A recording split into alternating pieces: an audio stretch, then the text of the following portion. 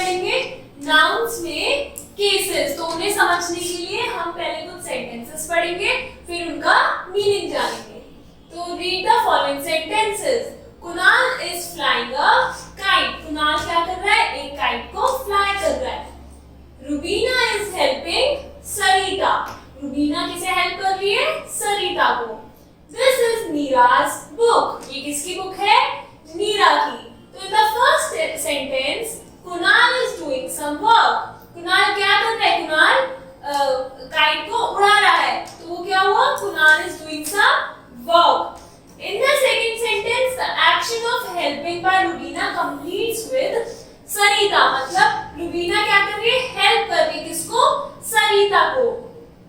In the third sentence, the book is belongs to Neera. तो इसमें book किससे belong है? नीरा को।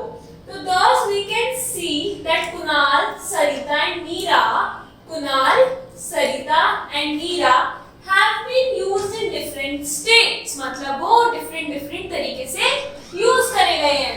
This form of a noun or pronoun which denotes its relation with other words in the sentence is called its case. मतलब कि ऐसी form noun या pronoun की जो कि रिलेशन बता रही है इन वर्ड्स का बाकी सेंटेंस से, उन्हें हम क्या कहते हैं? केस। तो definition, the relation of to which a noun or pronoun stands to some other word is called its case. अब कितने टाइप के केसेस होते हैं? 5 cases. First is nominative case. Nominative case क्या होता है? When a noun or pronoun is used as the subject of a verb. Noun और pronoun use हो रहे हैं कैसे? As a subject. It is said to be the nominative case. मतलब Neeraj has gone to Delhi. तो यहाँ पे जो नीरज है वो क्या है? सब्जेक्ट है और this is noun. तो noun में इसलिए as a nominative case use हुआ। They attend the party. They क्या है? pronoun. The mango tastes delicious. तो mangoes क्या हो गए? मैंगो हो गया हमारा नाउन। इसलिए ये जो सब्जेक्ट्स हैं these are जो नाउन है these are nouns, तो इसलिए हुए nominative case. In the above examples, the words Neeraj, they and mango are the subjects to the verbs. ये सब्जेक्ट है किस वर्ब के? has gone, second attended and tasted, इनके verbs के सब्जेक्ट हैं। तो they are in the nominative और subjective case. इनका मतलब क्या हुआ? ये क्या है? nominative और subjective case है। क्यों? क्योंकि जो verb है उसका जो subject है वो क्या है? noun है या फिर pronoun है। Now note, if we ask the question who and or what to the verb of the sentence, the answer we get is in the nominative case. Means कि अगर question पूछा जा रहा है who and what, क्या और कौन, ये अगर क्वेश्चन पूछा जा रहा है किसी वर्ब के लिए, तो उसका जो आंसर होगा वो भी क्या हुआ? Nominative case. For example, who has gone to Delhi. कौन गया दिल्ली? तो कोई पर्सन का ही नाम होगा। तो Neeraj has gone to Delhi, तो ये हुआ nominative case. Who attended the party? They attended the party. Who tastes delicious? Mangoes tasted delicious. तो ये हुए हमारे नॉमिनेटिव या फिर subjective case. Now objective case, उसमें सब्जेक्ट है इसलिए जो हमारा नाउन या प्रोनाउन है वो सब्जेक्ट में आ रहा है। अब क्या है? Objective case. ऑब्जेक्टिव केस या फिर एक्यूजेटिव केस, मतलब when a noun or pronoun is used as the object of a verb. जब नाउन या फिर प्रोनाउन कैसे यूज हो रहा है? As the object of the verb. Subjective में यूज होता है as the subject of the verb and objective में यूज होता है as the object of the verb. It is said to be in the objective case. तब जो हमारा sentence होगा वो किसमें होगा? वो होगा ऑब्जेक्टिव केस में। For example, mother open the gate. Mother ने क्या करा? क्या ओपन करा? गेट। तो गेट क्या हुआ? हमारा नाउन हुआ और ये ऑब्जेक्ट में, इसलिए हुआ ऑब्जेक्टिव केस। We learn हमने क्या याद करा अपना lesson. I gave him a ball, तो आई क्या हुआ, आई हुआ हमारा प्रोनाउन और गेव क्या हुआ वर्ब। अब इसमें ऑब्जेक्ट क्या है, हिम अ बॉल, तो इसलिए जो हमारा हिम है दैट इज द प्रोनाउन और ये क्या है ऑब्जेक्ट में, इसलिए हो गया हमारा objective case. In the above sentences, gate, lesson and him are the objects of the verbs opened, learned and gave respectively. They are in the objective case or accusative case. Now note, if we put whom and what after a verb of the sentence, the correct answer we will get is objective case. मतलब जो verb है उससे पहले हम who या फिर what लगा रहे तो वो सब्जेक्टिव केस हुआ, बट अगर उसके हम वर्ब ऑफ द सेंटेंस के बाद में लगा रहे हैं तो वो क्या हुआ हमारा objective case. Opened what, gate, learned what, lesson, gave whom, him, तो ये था हमारा objective case. Now third is vocative case या फिर नॉमिनेटिव ऑफ एड्रेस। मतलब if a verb is used to name a person or thing addressed, the same is said to be in the vocative case. मतलब noun use हो रहा है क्या name of a person या फिर thing को address करने के लिए, मतलब कि हम जैसे स्टूडेंट्स हैं तो कोई स्टूडेंट्स को अनाउंसमेंट दे रहे हैं तो हम किसको एड्रेस कर रहे हैं, स्टूडेंट्स को एड्रेस कर रहे हैं।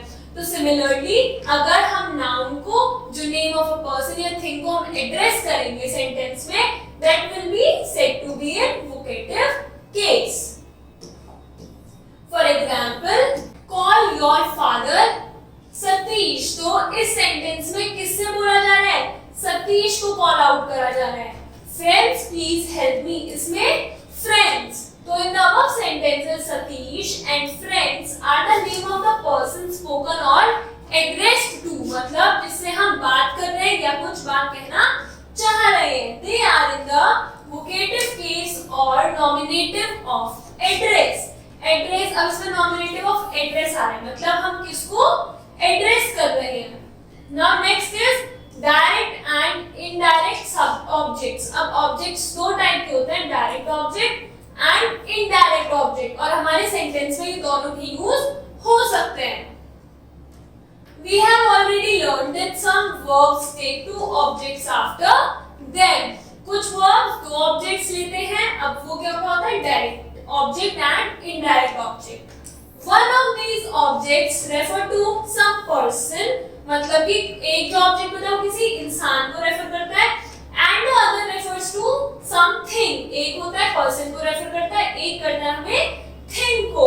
Now the person living is called the direct object. अगर वो पर्सन है तो डायरेक्ट ऑब्जेक्ट हुआ, और अगर वो थिंग है तो क्या हुआ, that will be indirect object. For example, tell, offer, give, teach, ask, promise, etc. ये सब कुछ verbs होते हैं जिनके साथ डायरेक्ट और इनडायरेक्ट ऑब्जेक्ट आता है। My father presented me a camera on my birthday. तो अब इसमें क्या है, my father ये हो गया सब्जेक्ट। Now presented, presented क्या हुआ, presented हुआ हमारा verb. Now me, me मतलब मुझे, अब ये क्या हुआ, अब ये आ तो ऑब्जेक्ट में रहा है बट तो इसलिए मी है, मी मतलब लिविंग पर्सन की बात हो रही है, और अगर पर्सन की बात करेंगे तो ये कौन सा ऑब्जेक्ट होगा, डायरेक्ट, तो मी इसमें हुआ direct object, and a camera ये भी ऑब्जेक्ट बना रहा है, और ये क्या है, थिंग है, तो ये हुआ indirect object. The teacher asked her some easy questions. So the teacher हुआ subject, asked हुआ क्या हमारा verb, and her हुआ direct object, some easy questions वो हुआ हमारा क्या, indirect object. Now in the first sentence, me and camera are both objects of the verb presented. Me is the indirect object and camera is the direct object. In the second sentence, her and question are both objects of the verb asked. तो इसमें दोनों क्या हुआ, एक हुआ direct, एक हुआ indirect. Now fourth is dative case. Dative case क्या होता है, in the the indirect object of the verb is said to be in the dative case. मतलब कि जो indirect object होगा उसी को हम dative case कहेंगे. For example, my mother gave me an apple. My mother हुआ subject, gave हुआ verb. Now me an apple ये पूरा एक object हुआ तो me हुआ हमारा इसमें indirect object और an apple हुआ direct. The teacher asked her a question. His uncle promised him to send some old stamps. So the indirect objects in the given sentences are I, her, him respectively. They are in the dative case. Now next is possessive case और genitive case. मतलब possessive case मतलब क्या? इसमें हम कुछ चीज belongingness हम show करेंगे. तो Neha's frock is pink. तो जो फ्रॉक नेहा से बिलोंग करता है that is pink. Karan's bag is new. तो करण का जो बैग है वो न्यू है.